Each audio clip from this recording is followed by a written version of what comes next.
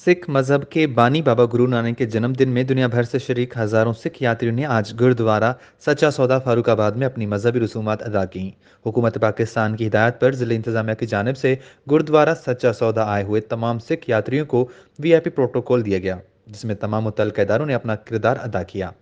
तकरीब मजीद 2 रोज़ तक जारी रहेंगी।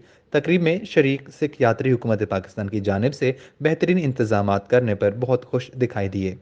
ਅੱਜ ਅਸੀਂ ਸੱਚਾ ਸੌਦਾ ਗੁਰਦੁਆਰਾ ਸਾਹਿਬ ਸ੍ਰੀ ਗੁਰੂ ਨਾਨਕ ਦੇਵ ਮਹਾਰਾਜ ਜੀ ਨੇ ਜਿੱਥੇ ਸੱਚਾ ਸੌਦਾ ਕੀਤਾ ਸੀ, ਭੁੱਖੇ ਸਾਧੂਆਂ ਨੂੰ ਲੰਗਰ ਛਕਾਇਆ ਸੀ ਤੇ ਸੱਚ ਦਾ ਵਪਾਰ ਕੀਤਾ, ਸੱਚ ਦਾ ਉਪਦੇਸ਼ ਦਿੱਤਾ ਸੀ। ਉਸ ਜਗ੍ਹਾ ਤੇ ਅਸੀਂ ਨਤਮਸਤਕ ਹੋਣ ਵਾਸਤੇ ਆਏ ਹਾਂ। ਜੋ ਗੁਰਧਾਮ ਸਾਡੇ ਤੋਂ ਵਿਛੋੜੇ ਗਏ ਸਨ, ਇੱਕ ਸਰਹੱਦਾਂ ਬਣੀਆਂ ਸੀ। ਸਾਡੇ ਭਰਾ ਜਿਹੜੇ ਦੋ ਜਿਨ੍ਹਾਂ ਦੇ ਵਿੱਚ ਵੰਡ ਹੋ ਗਈ ਸੀ, ਅੱਜ ਉਹਨਾਂ ਨੂੰ ਮਿਲ ਕੇ ਬੜੀ ਖੁਸ਼ੀ ਹੋਈ ਹੈ। ਸਾਨੂੰ ਇਦੋਂ ਵੱਧ ਖੁਸ਼ੀ ਕਦੇ ਨਹੀਂ ਹੋਈ।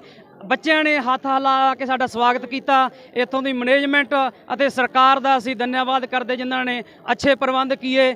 ਸਾਨੂੰ ਬਹੁਤ ਜ਼ਿਆਦਾ ਇੱਧਰ ਪਿਆਰ ਆ ਕੇ ਮਿਲਿਆ। ਆ ਮੇਰੇ ਫਾਦਰ ਸਾਹਿਬ ਅਥਰੂ ਆ ਰਹੇ ਨੇ ਕਿ ਪਿਆਰ ਬਹੁਤ ਜ਼ਿਆਦਾ ਮਿਲ ਰਿਹਾ ਕਿ ਇਤਨੇ ਚਿਰ ਕੇ ਬਾਅਦ ਹਮ ਇੱਧਰ ਆਏ ਹਾਂ। ਇਸ ਵੇਲੇ ਅਸੀਂ ਗੁਰਦੁਆਰਾ ਸੱਚਾ ਸੌਦਾ ਵਿਖੇ ਪਹੁੰਚੇ ਹਾਂ, ਜਿੱਥੇ ਕਿ ਸਾਨੂੰ ਬੜਾ ਸਨਮਾਨ ਇੱਜ਼ਤ ਮਿਲਿਆ ਔਰ ਵੱਧ ਤੋਂ ਵੱਧ ਇੱਥੇ ਦੇ ਲੋਕਾਂ ਨੇ ਸਾਡਾ ਸਤਿਕਾਰ ਕੀਤਾ। ਰਸਤੇ 'ਚ ਇੱਥੋਂ ਤੱਕ ਹੋਇਆ ਵੀ ਸਾਡੇ ਅੱਖਾਂ 'ਚ ਅਥਰੂ ਵੀ ਆਏ, ਕਿਉਂਕਿ ਸਾਨੂੰ ਪਿਆਰ ਹੀ ਇੰਨਾ ਕੁ ਦਿਆ। ਵਿਛੜੇ ਭਰਾਵਾਂ ਨੂੰ ਮਿਲਣ ਦਾ ਸਾਨੂੰ ਸੁਭਾਗ ਪ੍ਰਾਪਤ ਹੋਇਆ।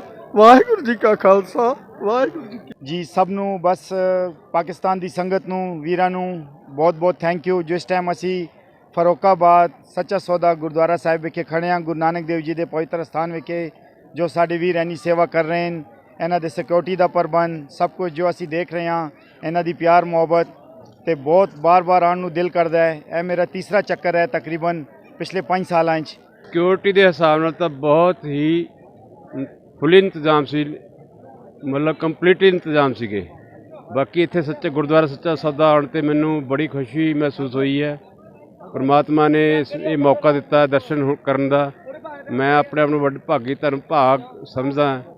ਤੇ ਬਾਕੀ ਇੱਥੇ ਪਾਕਿਸਤਾਨ ਦੀ ਸਰਕਾਰ ਦਾ, ਪਾਕਿਸਤਾਨ ਦੇ ਇੱਥੇ ਦੇ ਐਡਮਿਨ ਦਾ बहुत धन्यवादी, जिन्होंने इतने बहुत वधिया इंतजाम किया हुआ है। गुरुद्वारा सच्चा सौदा में आए हुए तमाम सिख यात्री अपनी मजहबी रसूमात अदा करने के बाद गुरुद्वारा जन्म स्थान ननकाना साहब रवाना हो गए, जहां पर वो इख्तितामी नगर कीर्तन में शिरकत करेंगे।